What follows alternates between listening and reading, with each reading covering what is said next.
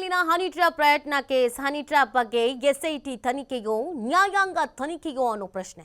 ಇವತ್ತೇ honey trap ತನಿಖೆ ಬಗ್ಗೆ ರಾಜ್ಯ ಸರ್ಕಾರದ ನಿರ್ಧಾರ. ಕೆಲವೇ ಕ್ಷಣಗಳಲ್ಲಿ ಸಿಎಂ ನೇತೃತ್ವದಲ್ಲಿ ಸಚಿವ ಸಂಪುಟ ಸಭೆ ನಡೆಯುತ್ತೆ. ವಿಧಾನಸೌಧದಲ್ಲಿ ಬೆಳಗ್ಗೆ 11:30ಕ್ಕೆ ಕ್ಯಾಬಿನೆಟ್ ಮೀಟಿಂಗ್ ಅನ್ನು ನಡೆಸಲಾಗುತ್ತೆ. ಸಭೆಯಲ್ಲಿ ಸಚಿವರ ಮೇಲಿನ ಹನಿ ಟ್ರ್ಯಾಪ್ ಪ್ರಕರಣ ಪ್ರಸ್ತಾಪಿಸಲಾಗುತ್ತೆ. ಸಚಿವ ರಾಜಣ್ಣ ದೂರು ನೀಡಿರುವಂತಹ ಹಿನ್ನೆಲೆಯಲ್ಲಿ ಪ್ರಸ್ತಾಪ ಆಗತ್ತೆ. ಯಾವ ತನಿಖೆಗೆ ನೀಡಬೇಕು ಅಂತ ಈ ಸಭೆಗಳಿಗೆ ನಿರ್ಧಾರವನ್ನ ಮಾಡಲಾಗುತ್ತೆ.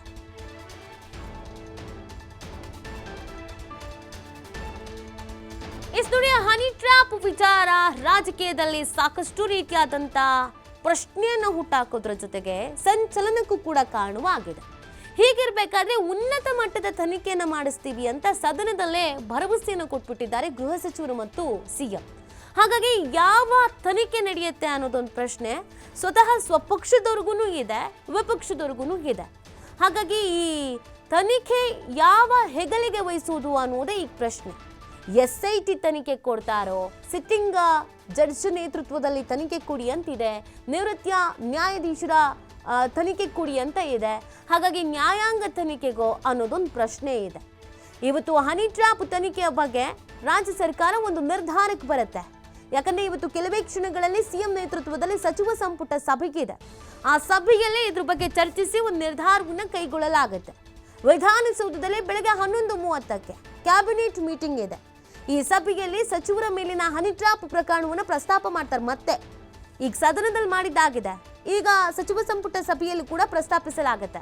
ರಾಜಣ್ಣ ಮೇಲೆ ಹೈಕಮಾಂಡ್ ನಾಯಕರಿಗಿರೋ ಬೇಸರ ಇದ್ದೇನೆ.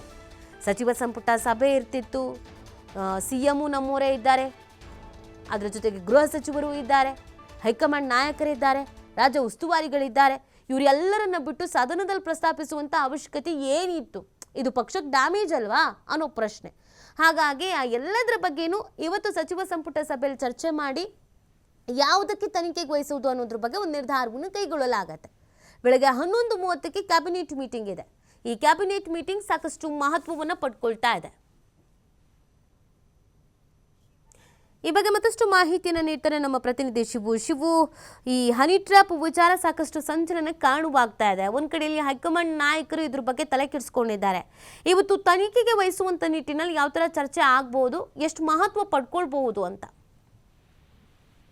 ರೀತಿ ಕಳೆದ 6-7 ದಿನಗಳಿಂದಲೂ ಕೂಡ ಸಚಿವರ ಮೇಲಿನ ಹನಿ ಟ್ರ್ಯಾಪ್ ಪ್ರಕರಣ ದೊಡ್ಡ ಮಟ್ಟದ ಸದ್ದಾಗ್ತಾ ಇದೆ. ರಾಷ್ಟ್ರೀಯ ಮಟ್ಟದಲ್ಲೂ ಕೂಡ ಇದರ ಬಗ್ಗೆ ಚರ್ಚೆಗಳಾಗ್ತಾ ಇದೆ. ಪ್ರತಿಪಕ್ಷ ಬಿಜೆಪಿ ತನಿಖೆಗೆ ಕೊಡಬೇಕು, ಸಿಬಿಐ ತನಿಖೆಗೆ ಅಂತೇಳಿ ಆಗ್ರಹವನ್ನ ಮಾಡ್ತಾ ಇದೆ. ಮತ್ತೊಂದು ಕಡೆ ರಾಷ್ಟ್ರೀಯ ಮಟ್ಟದಲ್ಲೂ ಕೂಡ ಬಿಜೆಪಿ ನಾಯಕರು ಇದನ್ನ ಗಮನಿಸ್ತಾ ಇದ್ದಾರೆ, ಯಾವ ರೀತಿಯಾಗಿ ನಾವು ಕಾಂಗ್ರೆಸ್ ವಿರುದ್ಧ ಹೋರಾಟವನ್ನ ರೂಪಿಸಬಹುದು ಅಂತ ಹೇಳಿ.